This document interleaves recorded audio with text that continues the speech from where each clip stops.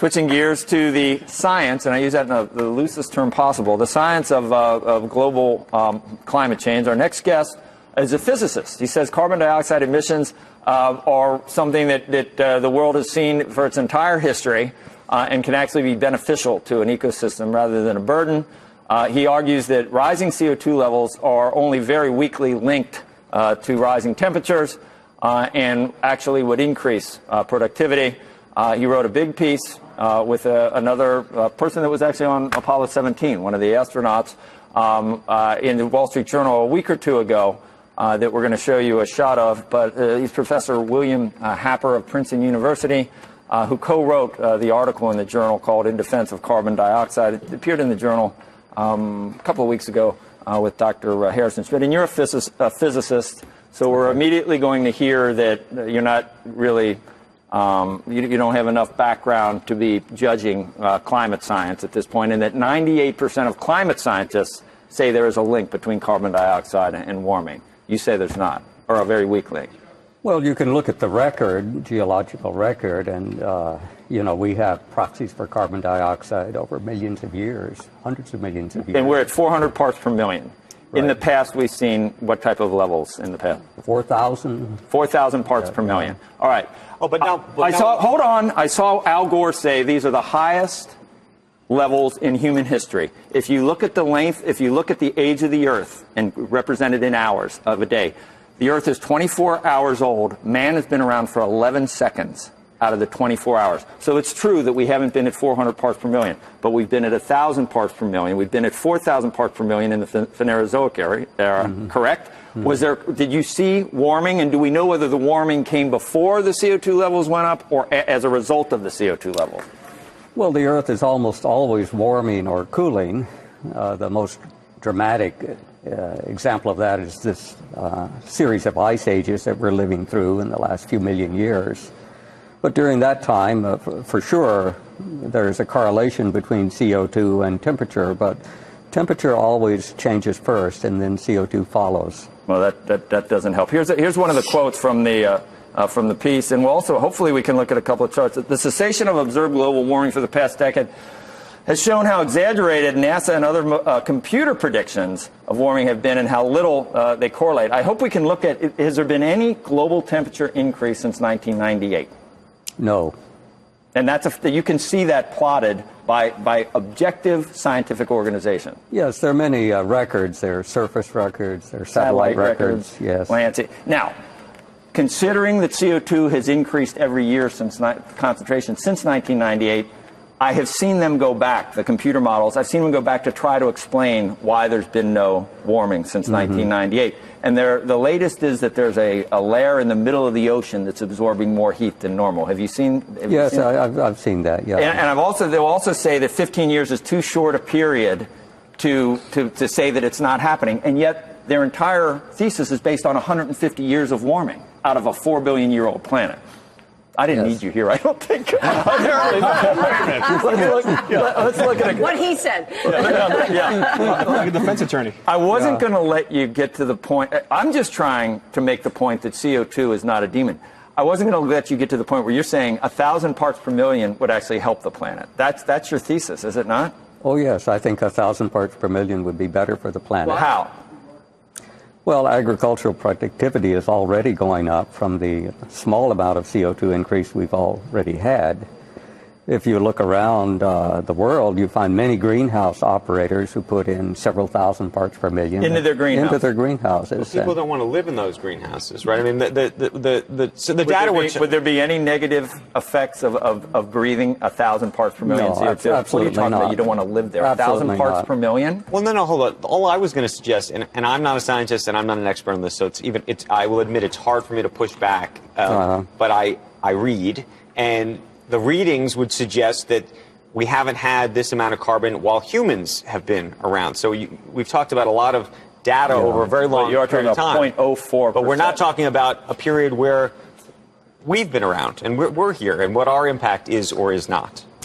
Well, our primate ancestors were here when CO2 levels were 3,000 parts per million. That was roughly 70, 80 million years ago. That's when we evolved. Not that long ago on a 4 billion year old planet. So it was 10 times what it is now. And We also let our sailors and submarines live in atmospheres that are several thousand parts per million. Professor, what can you explain to me why well-intentioned people that are, I can't imagine that they, that if we go another 5 or 6 years where temperatures don't rise, they're going to have to revisit all of these models because it's going to be obvious that the anecdotal evidence isn't supporting the models that they've done. Will they go back and revisit it and maybe say, gosh, maybe we were wrong? What is it that causes it to be such a zealous, sort of almost a secular religion with these people? Well, I think they already are revisiting the models, and many of them are saying they probably overestimated, many numbers in the models. The models are extremely complicated. You have the sun, you have the cooling, you have water vapor. Complicated. Water vapor isn't a product of the hydrocarbon. Well, when people talk about the increase in ocean levels, when you see these images up in Alaska or Greenland, of the receding glaciers, most of which receded prior to 1900. How do you explain that, or do you write that off? What's the Well, of course. I'm just telling you as a spectator here. Yes, this is what I see. This is what I read, and I need to understand what to think of it because you're telling me to think of it very differently than the way it's being portrayed. Yeah, you should make a trip to Glacier Bay, and that's very impressive. The glaciers there are all gone, and they disappeared in the 1800s. In fact, that was one of the most famous trips of John Muir, the founder of the Sierra Club, was to visit Glacier Bay in 1879. And he pointed out all the glaciers were gone. That was long before there was any increase of CO2. So basically, to summarize, the stat that we keep seeing of 97% of climate scientists, they're wrong, and we should, don't worry, be happy, burn, burn, burn. Is that the bottom line? Well, first of all, the statistics on the 97% are a little phony. If you look at the questions, they are, does CO2 affect the climate? I would say yes. Yeah, so I would be part of the 97%. You wouldn't be asked because you're a physicist, though. So they don't ask the question, they don't, let's freak out you and can not burn design any a more poll carbon. to get any answer you wish. What are the claims we're hearing that we're having these severe storms across the world, hurricanes and Sandy and stuff because of climate change? Is that true? Or is that's even more preposterous than the link. Well, you can look at the data. There's no evidence in the data. So there's no evidence that we're having bigger storms because of this? There were 3 storms that hit the East Coast, New York, that were twice as strong as Sandy in 1 year in 1954, and that's only how many years ago? And we have guys like Bloomberg saying vote for President Obama because of Sandy, because of climate change. We just had a tornado. I made this point earlier today. We had a bad tornado in the last couple of days down in Texas, but it's a 60-year low right now in terms of tornado activity. In terms of hurricanes, it's about an 8-year low, or it's never been 8 years where we haven't had a Category 5 or 4 or 5. Something greater than 3 hit land. So it's never been this long, 8 years. You've got, if an adverse climate event occurs anywhere in the globe, you're going to read about it in the New York Times. You're going to read about flooding in Pakistan, and they're going to attribute that.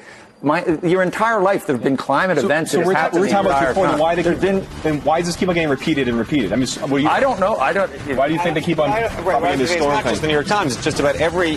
But every article I've read. It's most scientists. But they take the models, they take where you're going to be, and then they extrapolate where the tides will be, where the ocean levels will be. Most scientists.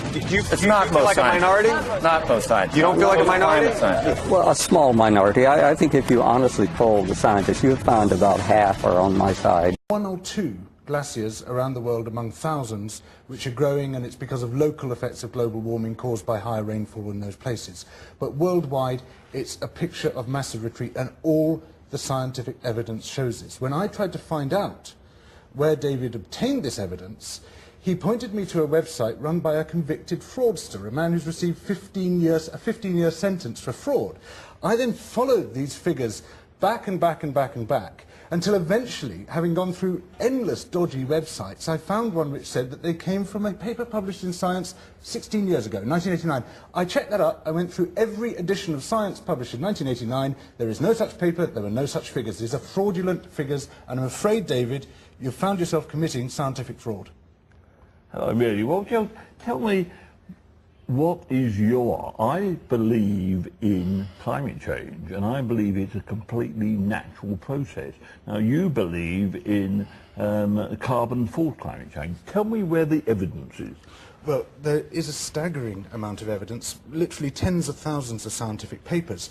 Your attempt to produce some counter-evidence actually relied on false data, on what appears to be fabricated data, what appears to be fraudulent data. So, I've said, David, if you are dismissing the great majority, and I'm talking over 99% of the world's climate scientists, and what they are saying about climate change, you have to have some pretty strong data in order to dismiss that. But what you have dismissed it with is data which has no source and which appears to be completely false. You'll have to do a lot better than that.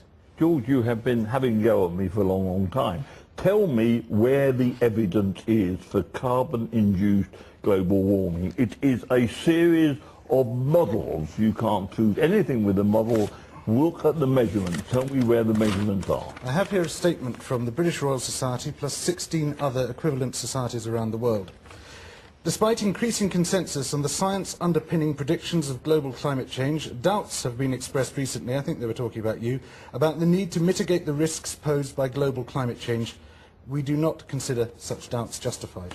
And the reason they do not consider such doubts justified is that every time you open science, every time you open Nature, every time you open any specialist peer-reviewed journal on climatology, on atmospheric physics, on glaciology, on any of the subjects which show us that climate change is taking place, in every single journal you will find endless papers demonstrating this fact. And they're not based on computer models, they are based on hard empirical evidence. Measurements. Show me where those measurements are that carbon is inducing global warming. David, but there aren't any. You have to be. You take any measurements up in the balloons, they are not. There are hundreds. There are satellite measurements. There are weather balloon measurements. There are scores and scores of them. I swear to you, you have to be willfully blind. Can I just come in here for a moment, because you both agree there is global warming, but you think it's entirely natural. It's got nothing to do with the combustion engine. And you said it is entirely due to the combustion engine. And I say so on the basis of the work of 99-point-something% of the world's climate scientists. I'm not one of the climate scientists. I am a scientist who has taught climate change at university for a long, long time. And if we'd have been sitting